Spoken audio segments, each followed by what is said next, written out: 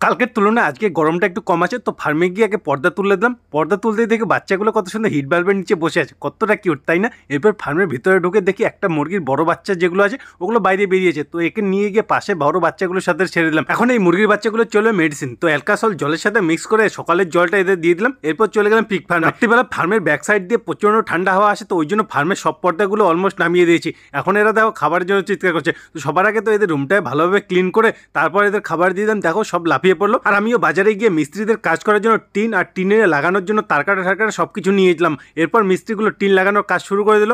অর্ধেক ঘরের টিন তো আগেই লাগানো কমপ্লিট হয়ে গেছে, আর বাকি অর্ধেক টিন আজকে মোটামুটি লাগানো কমপ্লিট হয়েই যাবে। আর এর মধ্যে একটা কাস্টমার চলে এসেছে পিক ফিট নেওয়ার উদ্দেশ্যে বাইক নিয়ে, তো আর কি বাইকের মধ্যে দুটো পিক ফিট তুলে দিলাম। এখন মনে হচ্ছে আমারই পিক ফিট শর্ট হয়ে যাবে। আমি নিয়ে এসেছিলাম 2 মাসের জন্য, এখন মনে হচ্ছে 1 মাসও চলবে না। কালকে একজন পিক ফিট নিতে চলে এসেছিল, তো আমার কাছে আছে স্টার, এখানে আছে গ্যাস স্টেশন, তারপরে আছে গ্রোয়ার, সাথে স্টার্টার, সব কিছুই এদের জন্যই আছে। আর মোটামুটি এই ফিটগুলো 5 থেকে 7 দিন চলে যাবে। এখন মনে হচ্ছে আমাকে আবার নিয়ে আসতে হবে। তোমরা যদি স্টার ফিট নিতে চাও, কোচবিহার লোকেশন, এই নাম্বারে আমাকে হোয়াটসঅ্যাপ করতে পারো, হয়তো কল করে নাও পেতে পারো, তো হোয়াটসঅ্যাপ করো। এরপর আমি এই টাকাগুলো নিয়ে গিয়ে ব্যাংকে জমা দিয়ে আসলাম, কারণ হাতে থাকলে টাকা খরচা হয়ে যাবে, এরপরে খাবার কিনতে কাজে লাগবে। এরপর বাড়ি এসে আমি স্নান করলাম। এর মধ্যে মা বললো পাশের বাড়িতে নাকি পুজো হচ্ছে, তো ওখানেই চলে গেলাম। পুজো শেষ হলো, তো সবাই মিলে প্রসাদ গ্রহণ করতে বসে গেলাম। সবার আগে প্লেটে প্রসাদগুলো সাজিয়ে নিলাম। এরপর গুরুদেবের আদেশ পাওয়ার পরেই তারপরে খাওয়া শুরু করলাম। এরপর আমি চলে এলাম বাড়ি এসে দেখি পুরো ঘরের একদম টিন লাগানো কমপ্লিট হয়ে গেছে, শুধু দরজার উপরে টিনটা বাকি আছে, ওটা এখনই হয়ে যাবে। আর শুধু এখন বাকি থাকলো দরজা আর দুটো জানলা।